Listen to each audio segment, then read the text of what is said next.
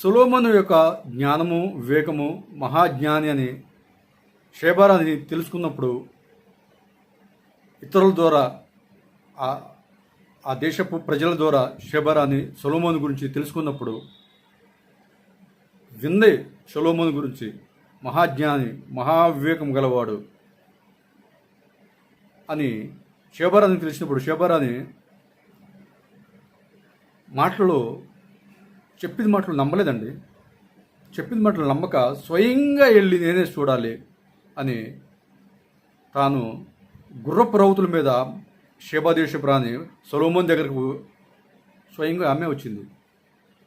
వచ్చి సొలొమోన్ని గురించి మొత్తము డీటెయిల్స్ మొత్తం తీసుకుంది. అప్పుడు దేవుని కనపరిచింది.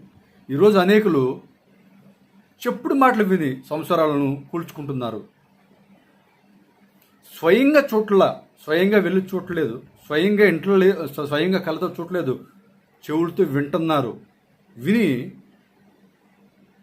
నీ భార్య అలా చేస్తుంది, నీ భర్త అలా చేస్తున్నాడు అని ఎవరో పడిన వాళ్ళు నీకు చెప్తే దానిని పట్టుకొని నీ కుటుంబాన్ని పీకి పడేసుకుంటున్నావు, కుటుంబాన్ని చెల్లాచెదరు చేసి పడేసుకుంటున్నావు చెప్పుడు మాటల వల్ల. నువ్వు చూసావా? చూసింది నమ్మండి, చెప్పుడు మాటలు వినమాకండి. ఆ చెప్పుడు మాటల్లో ఎంతో కొంత అసత్యం ఉందనేది షేబారాని గ్రహించిందండి.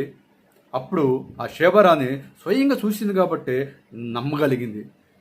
భర్తగా నీ భార్య తప్పు చేస్తున్నా నువ్వు చూసావా? భార్యగా ఆమె తప్పు చేస్తున్న భర్తగా నువ్వు చూసావా? ఏ తప్పైనా సరే నిందల ముప్పేడు చాలామంది ఉంటారు, పడిన వాళ్ళు ఏ చెప్తారు. కుక్కలు చూసారండి, కుక్కలు ఉంటాయి కదా బజార్లో కుక్కలు. ఈ బజార్లో కుక్క మురిగితే మరొక బజార్లో కుక్క కూడా మురిగిద్ది, ఏమని తెలుసుకోకుండా. మనుషులు కూడా అలా తయారయ్యారు. ఏదో చెప్పారు, ఏదో పడక చెప్పారు, దాన్నే పట్టుకుని ఊగులాడుతూ సంసారాలను కూలగొట్టుకుంటూ పిల్లల భవిష్యత్తు ఆగమం చేసుకుంటూ పిల్లలను విడిచిపెట్టేసి భార్య ఒక దగ్గర, పిల్లలు ఒక దగ్గర, భర్త ఒక దగ్గర ఉంటూ ఇలా ఎంతమంది సంవత్సరాలు కూలిపోవట్లేదండి. చెప్పుడు మాటలో అది ఎప్పటికైనా చాలా ప్రమాదం అండి. అది కుటుంబాల్లో శాంతి సమాధానాన్ని కలుగజేయవు. చెప్పుడు మాటలు భవిష్యత్తుని నాశనం చేస్తాయి.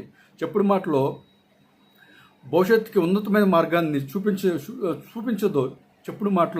చెప్పుడు మాటలు అనే పాపాన్ని నీవు తొలగించుకున్నప్పుడే నీ జీవితం బాగుపడుతుంది, నీ కుటుంబం కట్టబడుతుంది. నీ